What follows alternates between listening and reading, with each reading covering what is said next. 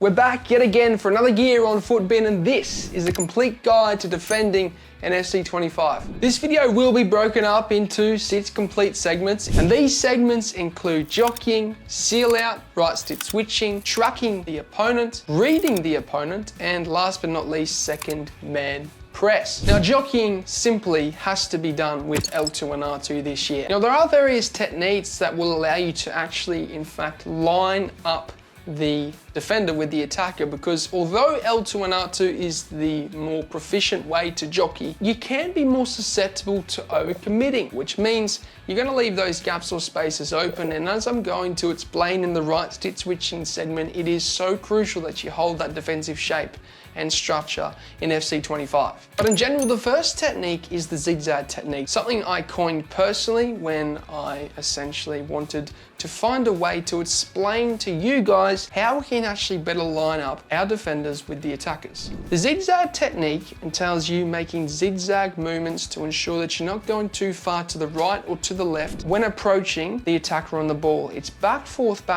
but you're very light and caressed on the stick. And this is all while holding L2 and R2, and essentially what you're doing is approaching in to the attacker on the ball and moving back and forth very lightly to ensure you can line him up. Secondly, we have the approach, back off and approach technique. What this allows us to do is buy time, because as we know, when jockeying, if you go to bite into the tackle and you miss, it's game over. Now, the approach, back off and approach technique entails you going in to that attacker and then backing off with L2 and R2 and then going in again. And that initial approach will initiate him to perform a skill move or try to dribble or try to pass.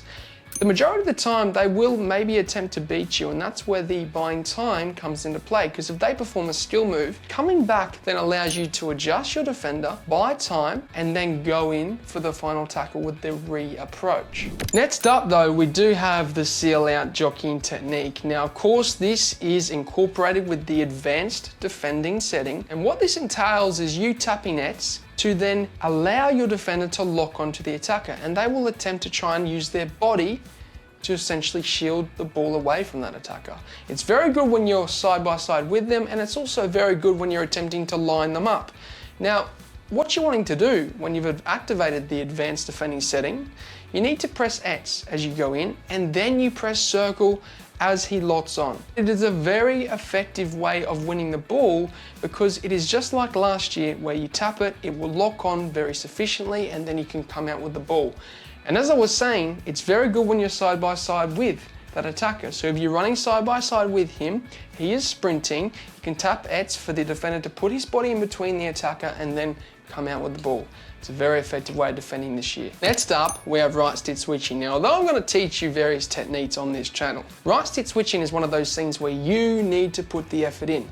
But what I will say to you is, if you do not know how to right stick switch, you will struggle this year in FC25 like any other year. And that is why I have stressed on this channel that you need to learn right stick switching. Right stick switching is important in a situation like this, where I had to adjust to track the attacker, like this, where I had to keep that defensive line and essentially push up together with all those defenders to defend sufficiently enough against my opponent. Like here, where I had to use right stick switching to squeeze the opponent off the ball. And like here, where I read the opponent, because I used various reading techniques that I'm going to break down very shortly on how to actually read where your opponent is going to go next. Go into a game right now and start using it. Start practicing, forcing yourself to use right stick switching until you can get at least 80% accuracy every time you switch.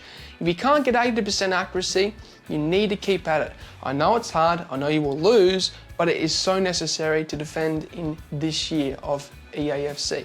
Secondly, we have keeping the shape with right stick switching. And this is super crucial, because in a year where jockeying isn't as quick to react, and I will say jockeying is not as quick to react, and that is exactly why we need to prioritize shape and positioning when it comes to defending. And that's what right stick switching is great for.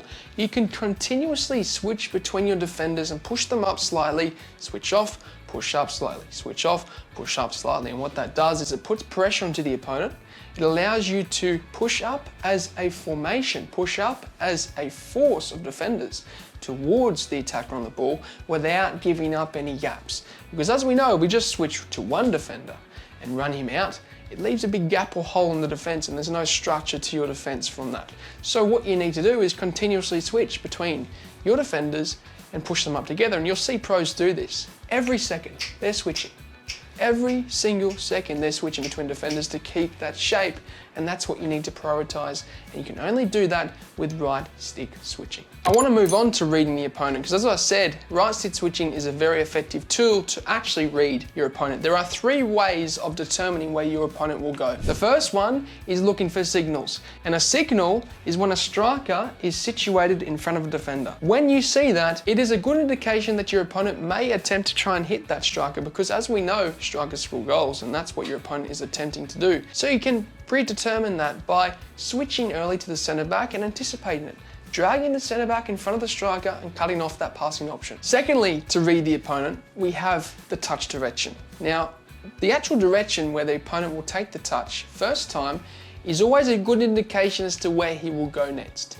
And that's what you need to keep an eye out for. You need to look where he's taking the ball first time so that you can switch predetermined to the defender so that you can essentially switch towards their passing option and cut it off, or enable you to push up together with multiple defenders at once to squeeze him off the ball. And looking at the touch direction is always a good indication as to where they will pass net, and you can predetermine your switches by doing that. And lastly, we have understanding common flows of play. This only comes with time and practice and actually learning what most players do in the game. But when you think about it, everyone is human and we all have very similar tendencies in our attack. Whether you're a very low division player or in the elite, we do still have very similar patterns of play. For instance, when you see your opponent pass to the wing back and they take a touch towards the opposite side of the pitch, what is the common flow of play? They're going to switch the ball to the opposite wing back. Okay? You can predetermine that by switching to your winger on the opposite side and running straight to the wing back before they even switch the ball. That's how pros and high caliber players are up on you out of nowhere and you don't know how they do it. It's because they're reading you and they're switching early with the right stick. So learning common flows of play is very important. So what you need to do is start taking note of what your opponents do in certain game situations so that you can read them early. Next up, we do have tracking. Tracking an opponent comes from the first technique of reading the opponent in signals. A signal, as we know, is something that we look for in the game that will give us a good indication that the opponent will try to pass to them, like a striker in front of a defender. Another signal is an attacker making a run. If you see that run from the attacker, you need to switch early to the defender near him to ensure that you run beside him and track him. If you don't track this year, you will fall victim to counter-attacks and through balls. Last but not least, we have second man press. It's a very effective tool if you're wanting to defend elsewhere on the pitch whilst trying to put pressure onto the ball carrier. A good situation where you may need to use second man press is when you're tracking. Because if you're running next to an attacker with a defender who you switch to track him, but the ball carrier still has the ball, you need to put pressure on him. So while you're tracking, hold R1 to ensure that another defender closer to the ball carrier is going to press him and put a bit of pressure onto him. If you hold second man press too long, what it will do is drag too many defenders out of position. So use it sparingly, but use it smart. And what you need to do is use it in times when you need to defend elsewhere. Another situation, let's say, is for instance when you're right stick switching and you're pushing up with an initial defender towards the ball carrier. You then want to switch off to another defender to mark and track the other passing option whilst holding second man press. That's how pros squeeze, and that's how you can use second man press as a tool in FC25. And what I will say is, in those two situations is when you should use it. No other situation should you use second man press. So it's when you're tracking and it's when you're squeezing. So there you have it, the complete guide to defending in FC25. If you did enjoy this, you should subscribe to the Footbin channels. And of course, if you did enjoy this video, you may just enjoy this one.